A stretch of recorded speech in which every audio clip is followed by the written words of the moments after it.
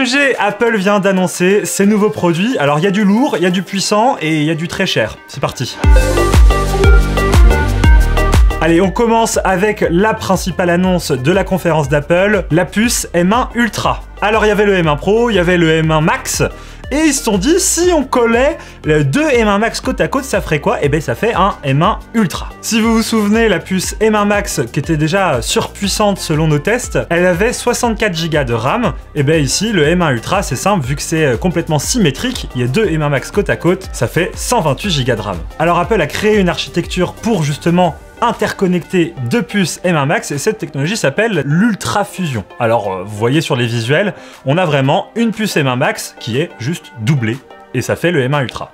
Alors la grande question c'est dans quel produit est intégrée cette puce M1 Ultra qui est très prometteuse? Et ben Apple en a profité pour annoncer un nouveau Mac, le Mac Studio.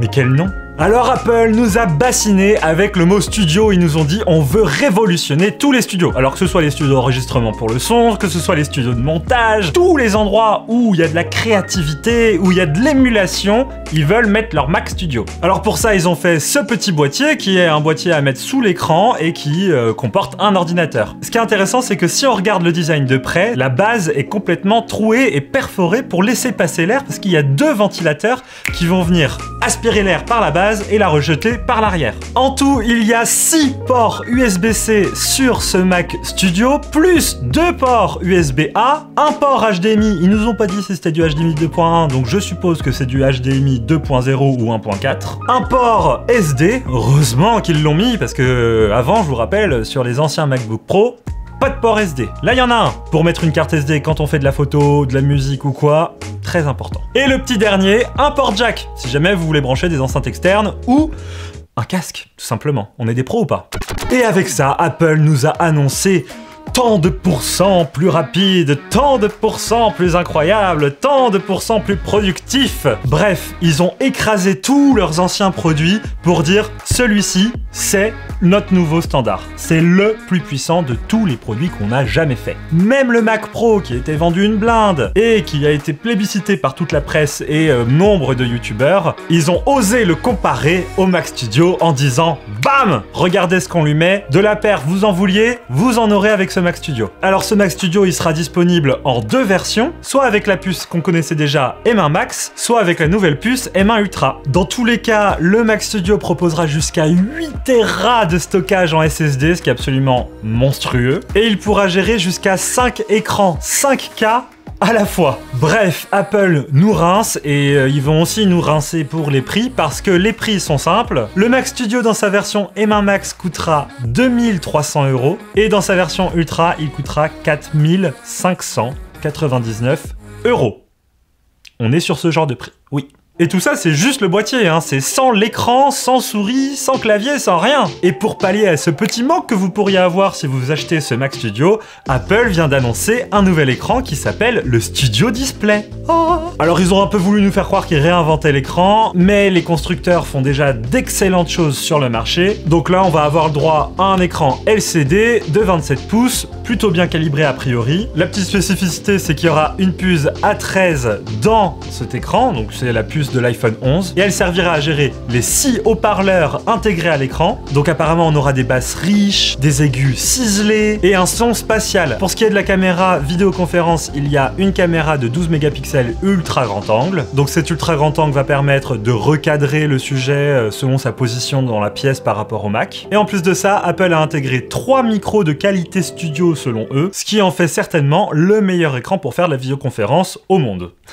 À l'arrière, il y a un port Thunderbolt USB-C et forcément, on n'aura pas de port HDMI et DisplayPort puisque Apple voudrait globalement qu'on utilise toujours des ports USB-C maintenant. Ils en sont complètement amoureux pour leur gamme Pro. Ce Studio Display, il sera disponible au prix de 1799 €. Donc autant vous dire que pour un écran, on est quand même très haut de gamme. Donc si on fait le calcul, si je prends le Mac Studio dans sa version Ultra avec un écran, ça nous revient quand même à 6350 € le setup, c'est pas rien. Bref, ça fait plaisir de voir qu'Apple continue dans le sens du progrès. Ils nous avaient déjà hyper surpris avec leur puce M1, M1 Pro et M1 Max, et là clairement ils veulent continuer sur cette voie-là. Alors après, est-ce que ça sera pour le mieux ? On sait pas encore, on n'a pas testé, mais on a envie d'y croire parce qu'ils étaient déjà tellement en avance avec les précédentes puces qu'avec la M1 Ultra, on se dit qu'ils vont aller encore plus loin. Allez, on enchaîne avec un nouvel iPhone, l'iPhone SE, le 3e. 529 € le ticket d'entrée.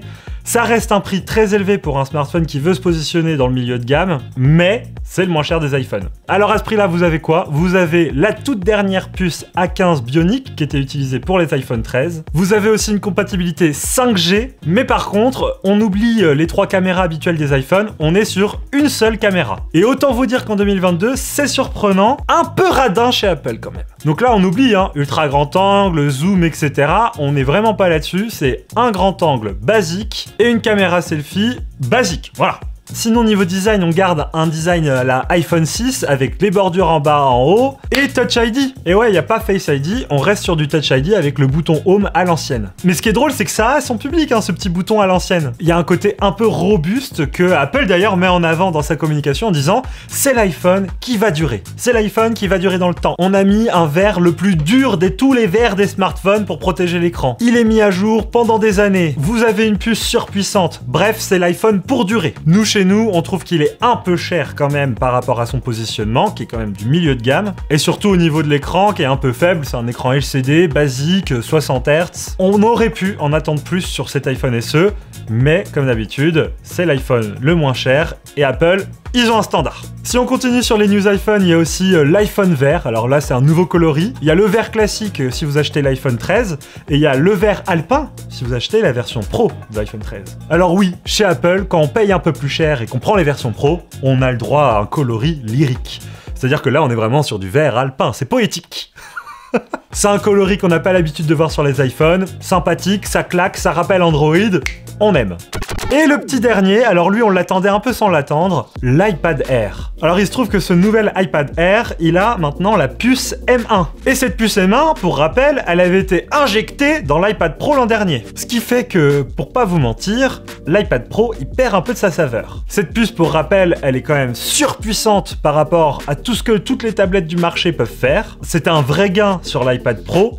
Là vraiment, c'est encore un vrai gain sur l'iPad Air. Il est vendu à 699 € et pour rappel, l'iPad Pro, il est à 899 €. J'attends de voir ce qu'Apple va proposer sur la gamme des iPad Pro dans les prochains mois, parce que très clairement, il va falloir proposer un cran au-dessus sur l'iPad Pro pour pouvoir justifier le tarif, quoi. Même si bon, l'iPad Pro, il a encore quelques petits avantages, comme le module caméra à l'arrière qui est un triple caméra comme l'iPhone, ou encore l'écran mini LED sur la version 12,9 pouces. Sinon, cet iPad Air, il est compatible 5G et il est compatible avec tous les accessoires d'Apple. Évidemment, ils vont pas se priver d'en vendre.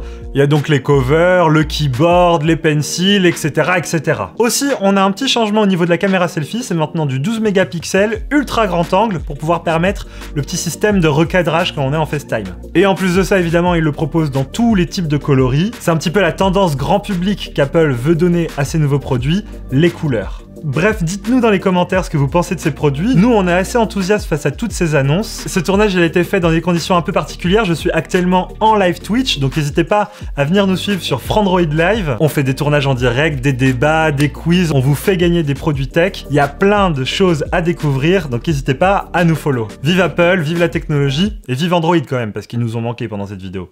À bientôt.